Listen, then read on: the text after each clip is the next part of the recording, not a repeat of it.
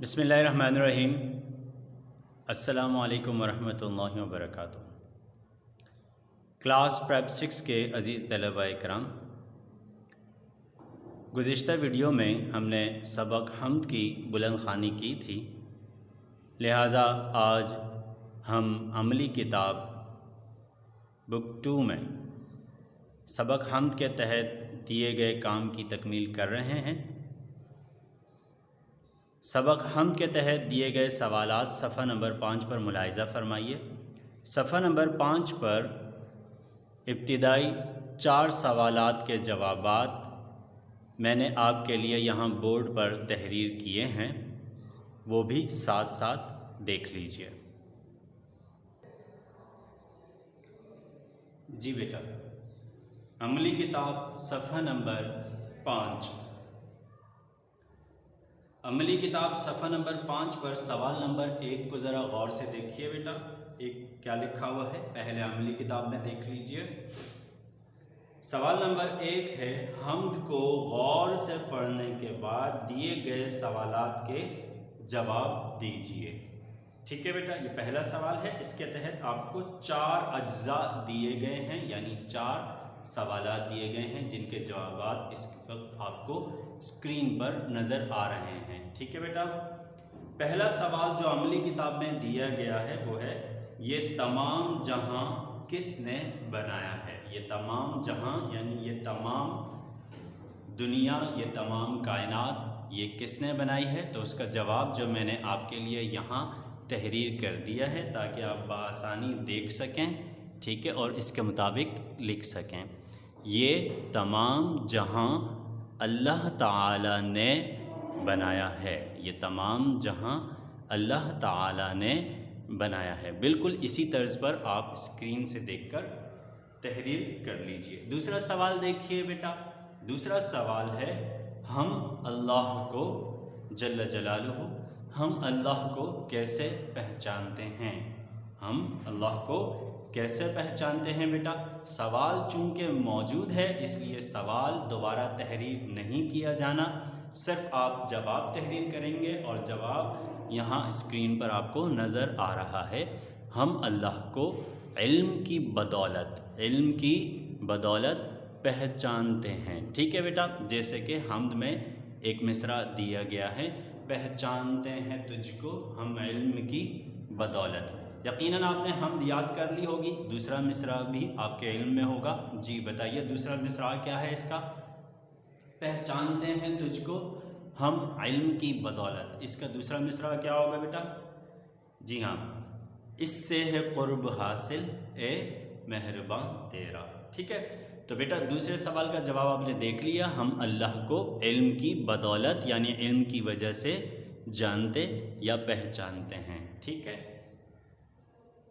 تیسرا سوال ہے، تمام زمانے کو رزق کون دیتا ہے؟ تمام زمانے کو یعنی تمام جہان کو، تمام کائنات کو، ٹھیک ہے، رزق کون دیتا ہے؟ خوراک کون دیتا ہے؟ غذا کون پہنچاتا ہے ہر ایک کو، چاہے وہ انسان ہو کہ حیوان؟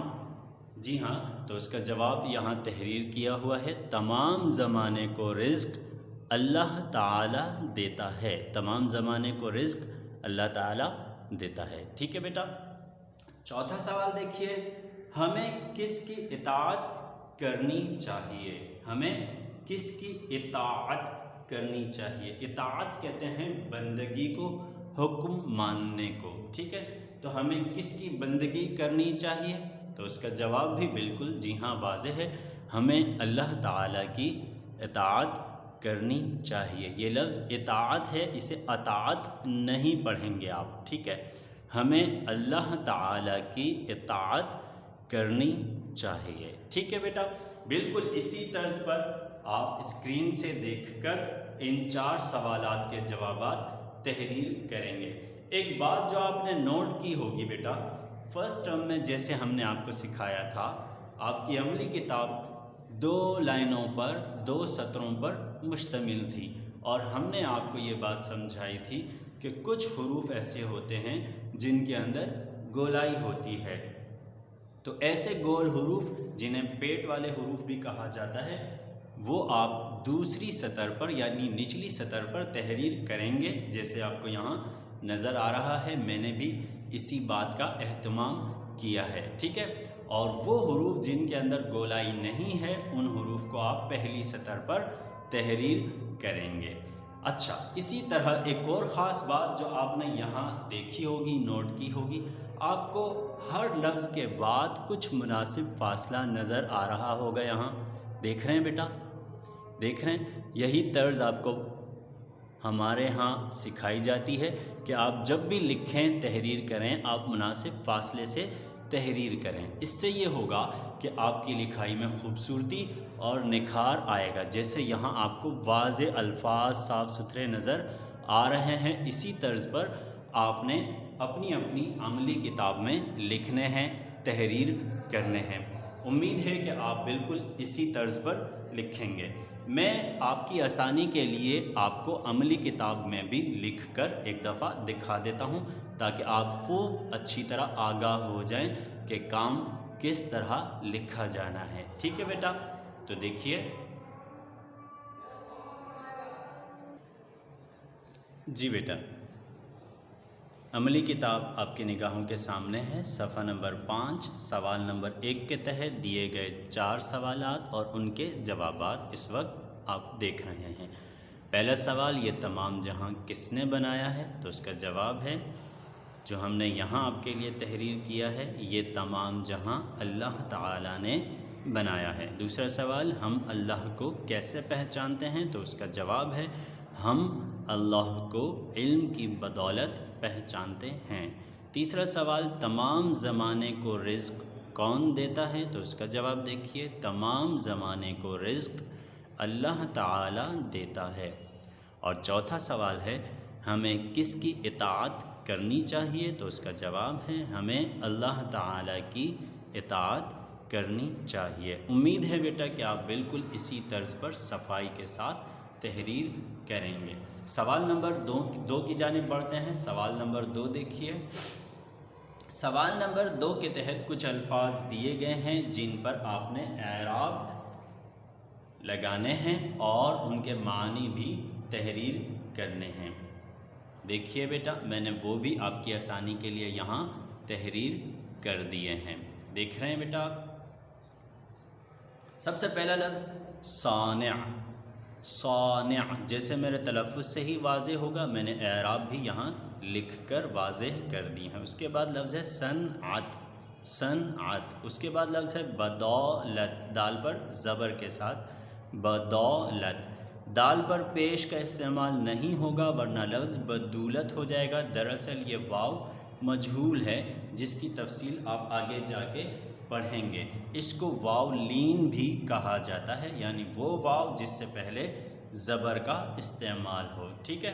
صانع کے معنی کیا ہیں وہ یہاں معنی والے کالم میں تحریر کیے گئے۔ صانع کے معنی ہے بنانے والا، صنعت کے معنی ہے کاریگری، اور بدولت کے معنی ہے سبب سے یا ذریعے سے۔ اچھا بیٹا، آپ سوچ رہے ہوں گے کہ یہ معنی میں نے کہاں سے تحریر کیے ہیں بیٹا؟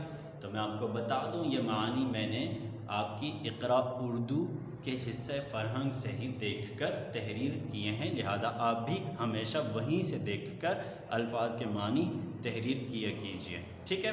اگلا لفظ دیکھیے، اگلا لفظ ہے سائبان، سائبان حمزہ کے زیر کے ساتھ، ٹھیک ہے، جس کے معنی ہے چھت۔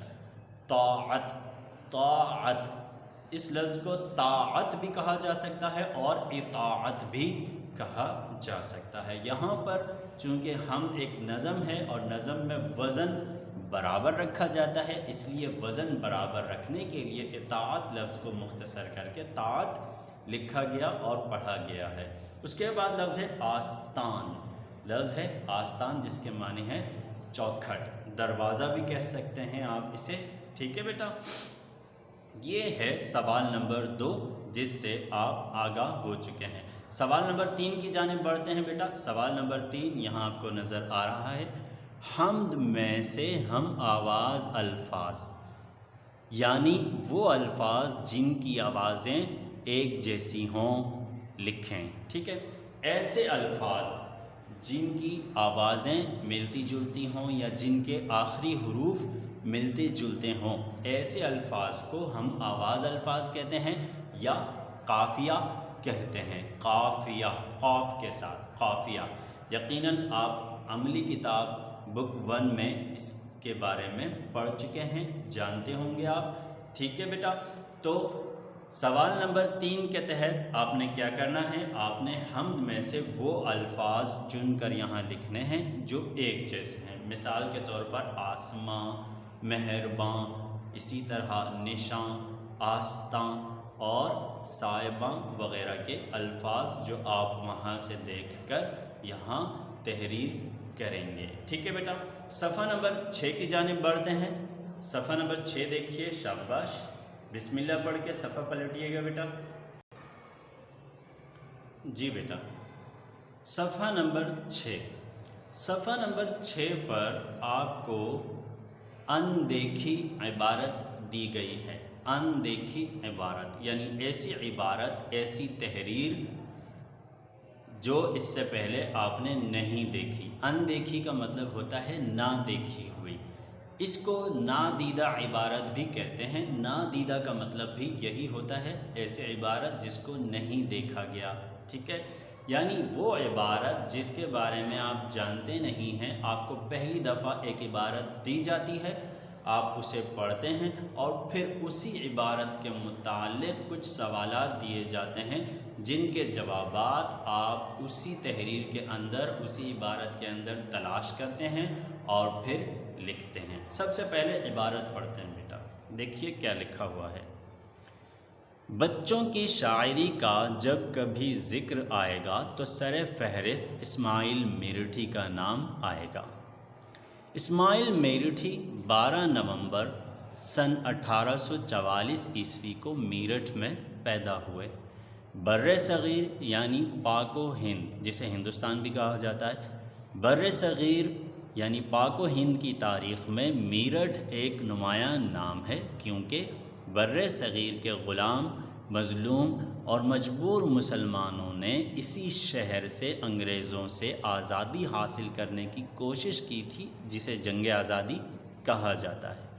انگریزوں نے اگرچہ اس کوشش کو بغاوت کا نام دیا، لیکن یہی بغاوت آزادی اور پاکستان کے وجود کے لیے پہلا قدم ثابت ہوئی۔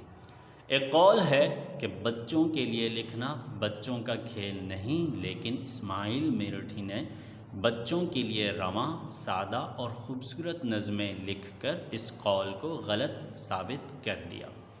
اسماعیل میرٹھی کا نام جدید اردو نظم کی تاریخ میں ہمیشہ زندہ رہے گا۔ جی ہاں، بالکل، انشاءاللہ ہمیشہ آپ کا نام شاعری کے باب میں زندہ اور تابندہ رہے گا۔ بیٹا آپ سوال پر غور کیجئے، سوال کیا لکھا ہوا ہے؟ مندرجہ بالا عبارت، بالا کا مطلب ہوتا ہے اوپر، مندرجہ کا مطلب ہوتا ہے لکھا ہوا۔ مندرجہ بالا یعنی اوپر لکھا ہوا عبارت، اوپر لکھی ہوئی عبارت کو غور سے پڑھیے اور دیے گئے سوالات کے جواب دیجئے، ٹھیک ہے، یا جوابات لکھیے۔ بیٹا 3 سوالات آپ کو یہاں دیے گئے ہیں جن کے جواب اسی اوپر موجود عبارت کے اندر تحریر شدہ ہیں، آپ وہاں سے تلاش کریں گے اور جو سوال کا جواب ہے وہ آپ لکھیں گے۔ کوشش کیجئے گا بیٹا کہ جو سوال ہیں صرف اسی کا جواب آپ تحریر کریں گے۔ یہ دراصل آپ کی صلاحیت کی ایک چھوٹی سی آزمائش ہے، ایک چھوٹا سا امتحان ہے، ٹھیک ہے، کہ آپ کی صلاحیت کس قابل ہو چکی ہے۔ کیا آپ کی صلاحیت اتنی ہے کہ آپ کسی بھی عبارت سے کسی بھی طرح کے سوال کے جواب کو تلاش کر کے لکھ سکتے ہیں یا نہیں؟ پہلا سوال ہے، بچوں کی شاعری کے ذکر کے ساتھ کس کا نام سب سے پہلے آئے گا؟ جی ہاں، اس سوال کا جواب یہیں اسی عبارت میں موجود ہے، آپ تلاش کیجئے اور تحریر کیجئے۔ دوسرا سوال ہے، اسماعیل میرٹھی کب اور کہاں پیدا ہوئے؟ اس کا جواب بھی بالکل اس وقت بھی آپ کی نگاہوں کے سامنے ہے۔ اور تیسرا سوال ہے، اسماعیل میرٹھی نے کس قول کو غلط ثابت کر دیا؟ اس کا جواب بھی یہیں پر موجود ہے، ٹھیک ہے بیٹا۔ امید ہے کہ آپ ان تینوں سوالات کے جوابات کو بھی تحریر کر لیں گے۔ اس طرح آپ کا آج کا کام ہے، آپ عملی کتاب صفحہ نمبر 5 اور 6 کی تکمیل آج ہی کر لیں گے. ٹھیک ہے بیٹا، انشاءاللہ جلد آپ سے ملاقات ہوگی. دعاؤں میں یاد رکھیے گا. السلام علیکم ورحمۃ اللہ وبرکاتہ.